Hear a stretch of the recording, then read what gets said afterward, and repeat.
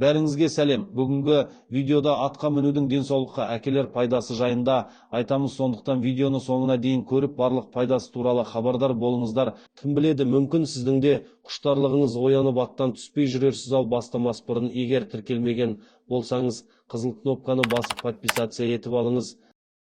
Атқа міну мәдениеті ежелден келе жатқаны баршамызға мәлім, бірақ оның жасырын жатқан адам денсаулығына деген көмегін көре бермейміз. Оны медицина ғылымында ипотерапия деп атайды. Қазақ ұлттық медицина университетінде өткен зерттеулерге сүйенер болсақ, жылқыға мінген адамның қан айналымы жақсарып, туберкулез таяқшаларында жоюы мүмкін екен. Ғалымдар атқа міну терапиясымен аурудың түрін емдеуге болатынын дәлелдеген. Әзірге о түріне тоқталайық. Сүйек пен бұлшық ет жүйесіне қатысты туындайтын ауруларды жатқызамыз. Остеохондроз бұл көбіне туберкулез ауруынан немесе сүйектер мен буындарға іріңді инфекция түсуінен пайда болатын ауру. Ауыр еңбек, шағын жарақаттар, суық тию факторлары ауруды асқындыра түседі. Сондықтан бүркеніп орап жүруді және суықтан сақтануды ең дұрыс шешім деп біледі. Ал негізінде остеохондрозда сүйектің буын араларына минералды тұз жиналады. Бұл орайда ипотерапияны жүйелі жүргізсе, адам ауруынан оңай айығады екен. Аттың үстінде отырған кезде адамның 12 мүшесі де белгілі бір вибрацияға түседі. Ол қанмен берілетін қозғалыс күші аз-аздап минералды тұзды тері арқылы ысырады. Егер жүйелі түрде ұзақ уақыт отырса, біржола айығып кетуі мүмкін. Осанка жылқының үстіне жайғасқан адам ешқашан секундтан артық бүгіле алмайды. Себебі аттың үстінде адамның 12 мүшесі олай бүгінуіне жол бермейді. Сіз атқа отырсаңыз міндетті түрде Эйфель мұнарасы секілді шалқаясыз да қаласыз. Бел омыртқадан қара құсқа дейін тіктеледі. Оның салдары екі аяқты таз ортасынан екі жаққа жіберіп орналасқандықтан. Таз екі жамбастық қосылған тұсы бұл физиономияны әдейі атқа мінсін деп жасаған секілді жаратушы иеміз буы мен бұлшықеттердегі контрактудан емдейді. Ол дегеніміз аяқ қолдардың суықтан не болмаса басқа да травманың салдарынан тартылуын бір жола жазады деген сөз.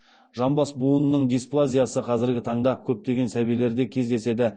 Өсе келе сол сәбилер атқа мінумен айналысса, дисплазия өздігінен жоғалады екен.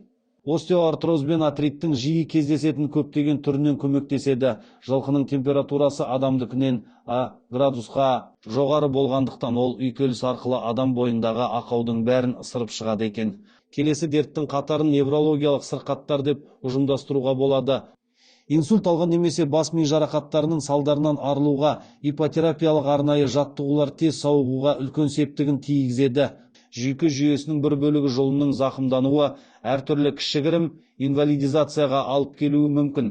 Бұл жағдайда ипотерапия жұлын жүйесін ретке келтіруге көмектесуі арқылы инвалидизация процесін кері қайтарады. Радикулопатия жұлынның зақымдануынан туындайтын аурудың түрі. Бұнда аяқ-қол, мойын мен беліңіз ауырып қимылдауға мұрша бермеуі әбден мүмкін. Дәрігерлер қарапайым жағдайды ем-домды гимнастикадан ұсынып жатады, ал ғалымдар ипотерапияның ең тиімді жол екенін айтады. Паркинсон ауруы ересек адамдарда болатын ауру. Ол белгілі бір нейрондардың бүлініп немесе өліп қалуынан пайда болады.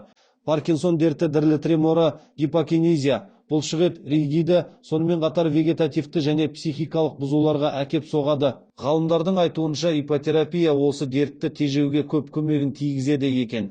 Ең қызығы, ипотерапия дертке шалдыққан жандарға күрделі ситуациялардан шығуға септігін молынан тигізген. Олардың қатарына депрессия, неврозоподы күйден арылуға, шизофрения, алкоголизм, наркомания. Психомотордың дамуы бәсеңдеген жағдайда аутизм, ақыл есі кем жандарға жылқының биаурасы мен физикалық жаттығулар ұсынылады екен. Дәрігерлердің пайымдауынша қарт адамдарда кездесетін көптеген сырқаттар жан-жануарлардың көмегімен жеңіл болуы мүмкін. Мысалы, үйінде ит немесе мысық асырайтын адамдардың денсаулықтары біршама позитивті ой қалыптастырса, ал ондай жануары жоқ қарт ауруларда халі мүлде нашар келеді екен. Ал ит мысыққа қарағанда биаурасы 2-3 есе жоғары. Жылқы жануарының адам денсаулығына тигізер септігін тіпті елестетудің өзі бір ғажап. Адамзат тарихында жылқы жануары ежелден келе жатқан серік, көлік, тіпті ер қанаты деп те аталады.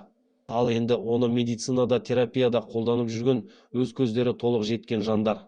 Риза, бүгінде ипотерапияға 40 жылдан астам уақыт толды. Сонымен көрермен, біздің ақпарат көңіліңізден шықса, үліпіл қойып тіркеліп өтіңіз. алдағы уақытта жылқы туралы бұдан да қызықты ақпаратпен бөлісетін боламыз.